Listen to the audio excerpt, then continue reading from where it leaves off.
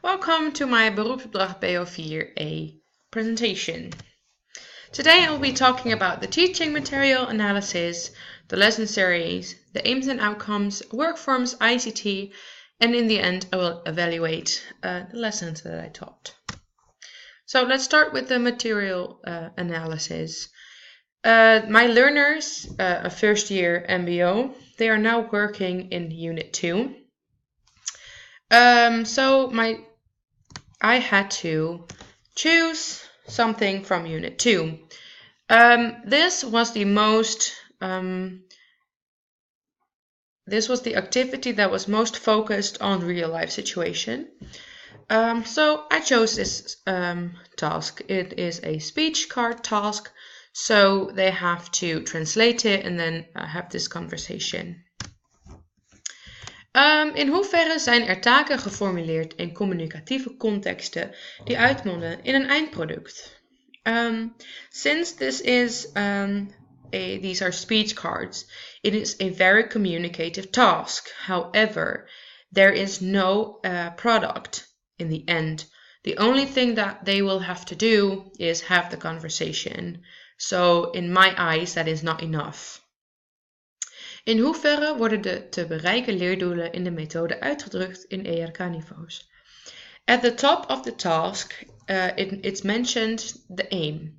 The aim is the students have to have this conversation. Person E has to invite and person F has to respond. That's it. In my opinion, that is not enough. That is not a goal for further development. In hoeverre wordt zelfreflectie gestimuleerd in de methode? There is a part where the peers have to evaluate each other. They have to give each other feedback with forms. However, those forms are not present. They are not provided by the material, the book that they've used. And furthermore, if you let, especially these students, if you let them give feedback to each other without a teacher present, it's not going to work out. So, how task-based is the activity? I want to focus on 1, 3, and 6. Does the activity engage your learner's interest? I think it does. The topic is invitations, and since the learners invite each other over all the time, I thought this would really link to their interest. Then number 3, is there an outcome to the activity? No, there is not.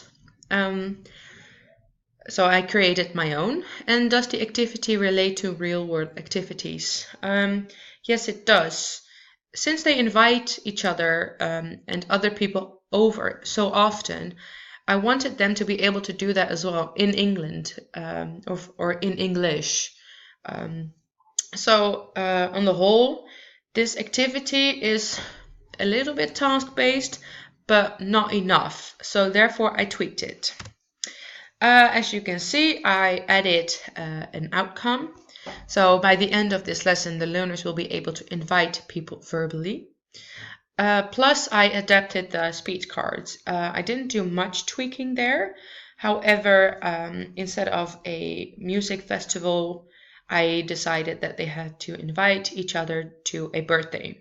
And later on in the lesson, they will have to think of a event themselves. So the lesson series. So now I will give you an overview of the lessons. I'll talk about what I did, talk about if the lessons are aligned and task-based. So lesson 1, it is the pre-task. I started the lesson off with a mind map. The mind map was how to plan a party. Then I showed them a video. It was a clip of the movie Project X. And I asked, so what went wrong? The answer to the question is the party planners invited everybody instead of the people they wanted. Therefore, it got out of hand. That was my bridge to invitation. So then I let them make a mind map of invitation. So the question was, what has to be on an invitation? So with that information, with talking about the words that they put on the mind map, The next thing was to make a mind map and give me one whole sentence that has to be on an invitation. I provided an example. And then the last thing was that they had to write a Facebook message. So we went from words to sentences to a whole text to make sure that they didn't got lost somewhere. The aims of lesson 1 was by the end of the lesson, the learners will be able to list the items needed on an invitation, which was the mind map. The learners will be able to formulate an invitation based on knowledge obtained during the lesson, which was the Facebook message, and the learners will be able to write an informal invitation, which is also the Facebook message. Here is the Facebook message. It has to be a minimum of 50 words because I know that this class will not put any effort in it and it will be just a 2-sentence invitation. Plus I gave them words and we talked these words. I explained what RSVP was so that they had to use these words. Yeah. Lesson 2, the task. This was a translation task. This was the task that I got from the book and altered a little bit. They had to do this individually, and then when they were finished translating, they had to practice it in pairs. This is a task. As you can see, it's the same structure as the one that's in the book, just a different subject. And by the end, the aim of this lesson is by the end of this lesson, the learners will be able to invite people verbally. And in this lesson, they are still allowed to use a cheat sheet. That is the speech cards that they translated. So the third lesson, the post task. This lesson is really focused on getting a product at the end. And the product is that the learners are able to invite somebody verbally without a cheat sheet. So I started the lesson with another mind map. It was a recap. I asked, what do you remember of last week? Then I did find the error task because I wanted the learners to really remember the vocabulary needed in an invitation. I thought of a way to bring it back again. And the errors that I used in this task are the errors that they made last week in the last 2 lessons. So this is the error task. You can see I did not use capital letters. I wrote because party VPRS instead of RSVP. These are all the mistakes that they made. And then we did the talks, and I chose the learners via the wheel decide. I put their names in it, and I let that wheel decide who has to come and who has to talk to whom. Then, because I did not want the learners to the learners who weren't talking just to sit back and relax, I created feedback forms so that 2 learners each time had to give feedback to the 2 learners that were speaking. These are the feedback forms. I based them on the speech cards from the lesson before. So by the end of this lesson, the learners will be able to identify mistakes in a written invitation. That was the task. By the end of this lesson, the learners will be able to formulate a correct verbal invitation without a cheat sheet in front of them, and the learners will have evaluated their peers via a feedback form. So, alignment. Are these lessons aligned? I would say yes. I focused on the aims and the learners were active the whole time. It's not like I was explaining everything and they were just doing the task. They were very busy. And plus the lessons became more and more difficult as we went along. So each lesson we went a step higher on the Bloom's taxonomy ladder.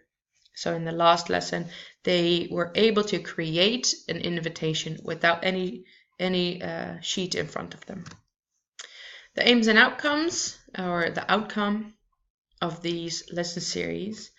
This lesson series aims for the learners to invite somebody verbally using the characteristics of an invitation.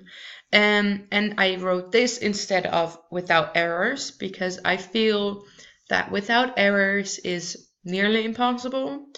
I think that even native speakers still make mistakes, and I think it's more important that your message comes across than that it is grammatically 100% correct.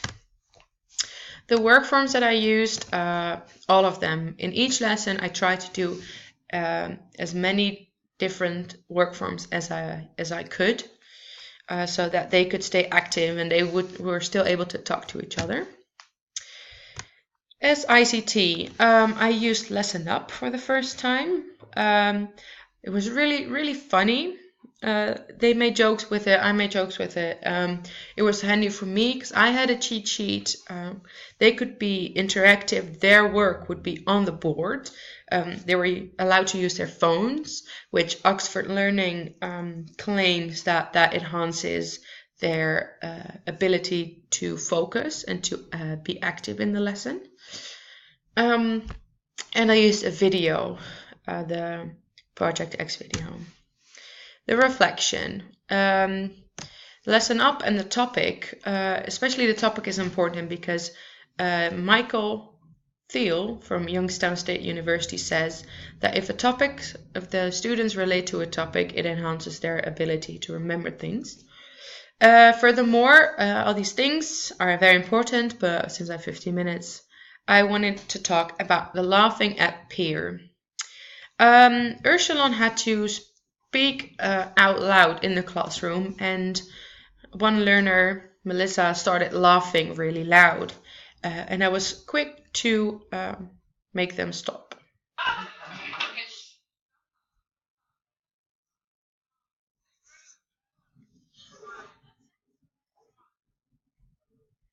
Yeah, you can see that I made them stop talking immediately. Just mention this one quickly, the great chaos.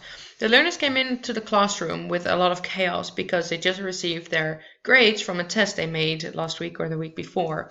So they were very hyped about that. And I thought to myself, if I just start my lesson right now, they will be on their phones the whole lesson instead of just talking it out right now.